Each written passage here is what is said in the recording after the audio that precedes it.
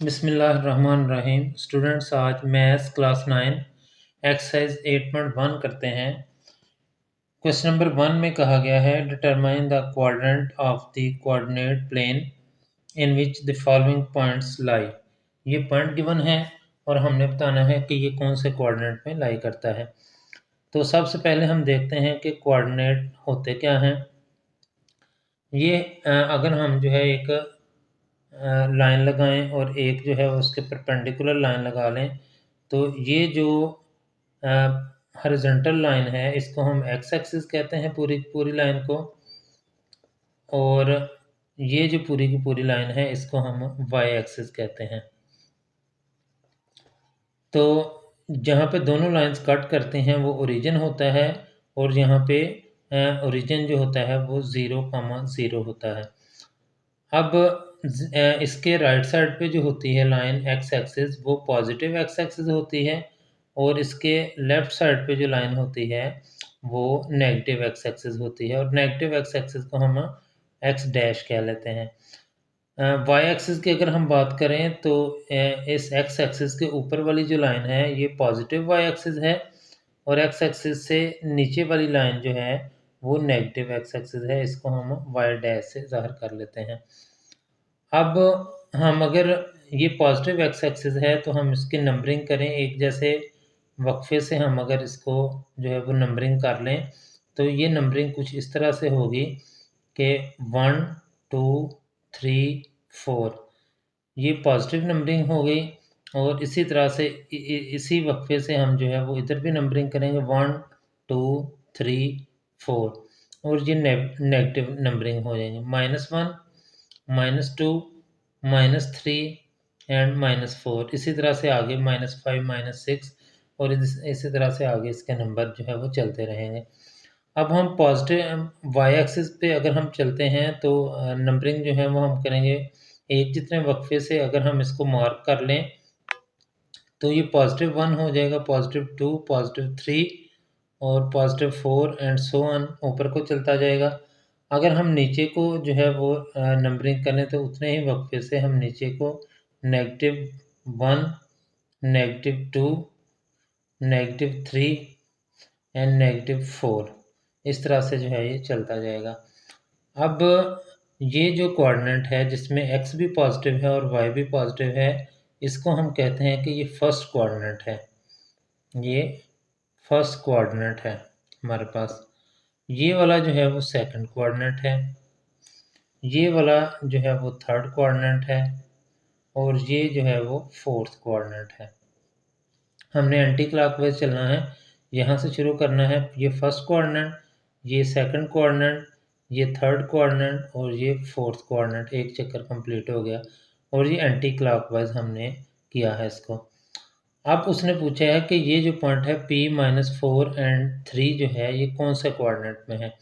तो स्टूडेंट्स आपने ये याद रखना है कि जब भी पॉइंट कोई लिखा जाता है तो उसका पहला जो नंबर होता है वो एक्स एक्सिस पे लेना है, और दूसरा नंबर जो है वो वाई एक्सिस पे लेना है। यानी इस पॉइंट को हम पी एक्स वाई लिखेंगे। और अब हम देखते हैं एक्स पहला नंबर -4 है तो एक्स एक्सिस पे -4 हमने देखना है। ये एक्स एक्सिस है, इस पे हमने देखना है -4 यहाँ पे है, तो ये यहाँ पे आ गया। इसको हमने जो है वो मार्क कर लिया। वाई एक्सिस जो है उसकी वैल्यू 3 है, वाई पर हमने 3 देखना है। ये -3 है लेकिन हमने तो +3 देखना है, तो ये +3। अब इसमें देखें कि इस पॉइंट को हम एक्स एक्सिस के पैरेलल इधर खींचें और इसको इधर खींचें। जहाँ पे ये दोनों लाइंस जो हैं वो कट करते हैं, ये हमारा पॉइंट जो है वो हो जाएगा P।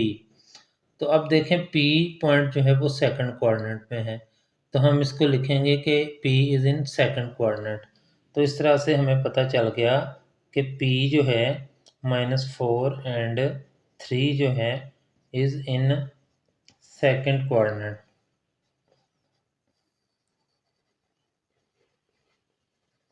सेकंड कोऑर्डिनेट में ये आ गया है। क्वेश्चन नंबर 1 है स्टूडेंट्स, इसके ये पॉइंट्स दिए गए हमें और पूछा गया है कि ये कौन से कोऑर्डिनेट में है। तो हम पहले अगर कोऑर्डिनेट ड्रा कर लें इसके, तो फिर जो है वो इनको बताते हैं कि कौन से कोऑर्डिनेट में है। तो ये एक्स एक्सिस है और आपको पता है कि अगर जो है वो इसके परपेंडिकुलर एक लाइन लगाएं तो ये वाई एक्सिस हो जाएगी। इसके इस साइड पे नेगेटिव एक्स एक्सिस होता है और इसके एक्स एक्सिस के नीचे जो है ये वाई एक्सिस जो होता है इसको वाई डैश या नेगेटिव वाई एक्सिस कहते हैं। ये ओरिजिन होता है जहाँ पे दोनों कट करते हैं।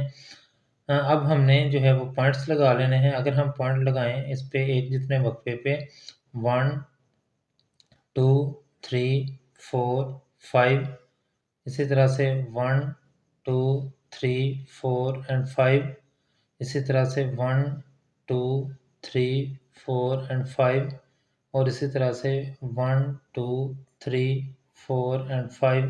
नंबरिंग अगर हम इसकी कर लें 1 2 3 4 5, ये -1 -2 -3 -4 और -5 हो जाएगी। ये 1 2 3 4 और 5 और इसी तरह से ये -1 -2 -3 -4 एंड -5। इस तरह से ये हम जो है वो नंबरिंग कर लेंगे। और फिर आपको पता है कि ये फर्स्ट कोऑर्डिनेट होता है और ये सेकंड कोऑर्डिनेट होता है, ये थर्ड कोऑर्डिनेट है और ये जो है वो फोर्थ कोऑर्डिनेट है। अब हम अगर देखें पहले पॉइंट की अगर हम बात करें तो आपको बताया गया है कि कोई भी पॉइंट हो उसकी पहली वैल्यू x होती है और दूसरी y होती है। यानी कोई भी पॉइंट अगर आपने लेना है, फ़र्ज़ करें कि वो p है, तो पहला जो नंबर होगा वो x होगा और दूसरा y, p x y। तो इधर जो है वो x की वैल्यू यहाँ पर -5 है, तो -5 जो है वो ये यहाँ पर है और इसको मार्क कर लिया। और फिर जो है y की वैल्यू जो है वो -2 है, तो ये -2 यहाँ पर है, इसको मार्क कर लिया। अब इसको अगर हम इस तरह से और इसको इस तरह से दोनों को परपेंडिकुलरली ड्रा करते हैं तो ये हमारे पास पॉइंट Q आ जाएगा और Q जो है वो थर्ड कोऑर्डिनेट में आया है, तो हम लिखेंगे Q is in third coordinate. अब R की अगर हम बात करें तो R में x की वैल्यू जो है x और y अगर हम इसको लें तो x की वैल्यू 2 है। x एक्सिस पर हमने 2 देखना है जो कि ये है, ये -2 है स्टूडेंट, ये +2 है, तो ये हमारा रिक्वायर्ड पॉइंट है। और y जो है वो भी +2 है, तो y एक्सिस पर +2 देखना है, ये y एक्सिस पर +2 आ गया है। तो इसको अगर हम ड्रा करते हैं तो ये इस तरह से ये मिलेगा पॉइंट R। और देखें ये R जो है वो फर्स्ट कोऑर्डिनेट में है, तो हम यहाँ पे लिखेंगे R is in first coordinate. और अब हम S की बात करते हैं तो S में X की वैल्यू ये है और Y की वैल्यू जो है वो ये है। X की वैल्यू 2 है जो कि ये हमने मार्क की हुई है और y एक्सिस पर -6 है, ये y एक्सिस है, इस पर ये -5 और इससे अगला पॉइंट जो है वो -6 हो जाएगा। इस पॉइंट को मार्क कर लें। इसको जो है वो अगर हम नीचे को ड्रा करते हैं और ये इधर को ड्रा करते हैं, ये दोनों कट करते हैं यहाँ पे आके और ये पॉइंट हमारे पास है S और S फोर्थ कोऑर्डिनेट में है। तो इससे हमें पता चला कि R फर्स्ट कोऑर्डिनेट में है, Q जो है वो थर्ड कोऑर्डिनेट में है और S जो है वो फोर्थ कोऑर्डिनेट में है। इस तरह से हमने ये बता दिया कि कौन से कोऑर्डिनेट्स में पॉइंट हैं ये। क्वेश्चन नंबर 2 है student, draw the graph of x is equal to 2 and x is equal to -3। तो हम इसके लिए जो है वो x एक्सिस और y एक्सिस ड्रा करते हैं। पहले ये x एक्सिस है, ये y एक्सिस है, ये नेगेटिव x एक्सिस है और नेगेटिव x एक्सिस को डैश से ज़ाहिर करेंगे और ये नेगेटिव y एक्सिस है। अब हमने x इज इक्वल टू 2 पर, तो x एक्सिस पर पॉइंट जो है वो मार्क कर लें। अगर हम 1 और 2, ये 1 आ गया और ये 2 आ गया और इसी तरह से ये -1 आ गया और ये -2 आ गया। अब हमने एक ऐसी लाइन ड्रा करनी है जो x इज इक्वल टू 2 पर जो है वो 2 में से पास करती है। x एक्सिस पर ये 2 है और ये जो है वो हमने एक लाइन ड्रा करनी है जो कि y एक्सिस के पैरेलल हो और x इज इक्वल टू 2 पर जो है वो पास करती है। ये हमारे पास x इज इक्वल टू 2 का ग्राफ आ गया है। तो स्टूडेंट्स अगर हम इसको देखते हैं तो इसके लिए भी हमें पहले x एक्सिस और y एक्सिस ड्रा करने पड़ेंगे। ये x एक्सिस है, ये y एक्सिस है, ये नेगेटिव x एक्सिस है और ये नेगेटिव y एक्सिस है। अगर हम इसको मार्क कर लें 1, 2 एंड 3 और इसी तरह से ये -1, -2 एंड -3, -1, -2 एंड -3। अब स्टूडेंट्स हमने ग्राफ बनाना है x इक्वल टू -3। x जो है वो -3 देखना है, ये है। और अब y एक्सिस के पैरेलल एक लाइन जो है वो ड्रा करनी है जो कि इसमें से पास कर रही हो x इक्वल टू -3 पर। तो ये हमारा ग्राफ आ जाएगा x इक्वल टू -3। तो इस तरह से हम इसके ग्राफ ड्रा कर लेंगे। थर्ड एंड फोर्थ पार्ट है, हमने ग्राफ इसका ड्रा करना है। तो उसके लिए हमें x एक्सिस और y एक्सिस जो है वो ड्रा करने पड़ेंगे पहले।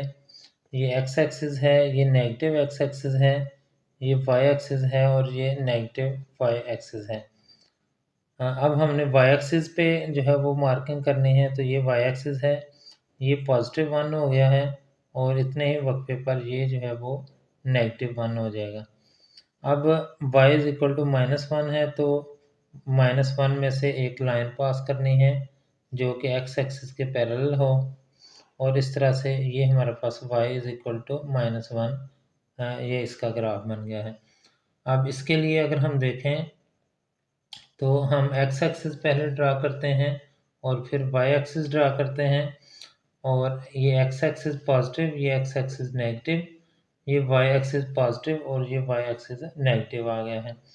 अब y इज इक्वल टू 3 हम y एक्सिस पर मार्किंग कर लेते हैं 1, 2 एंड 3 और इसी तरह से -1, -2 एंड -3।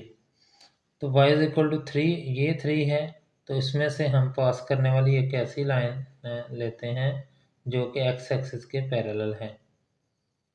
तो ये लाइन जो है ये y इज इक्वल टू 3 का ग्राफ है।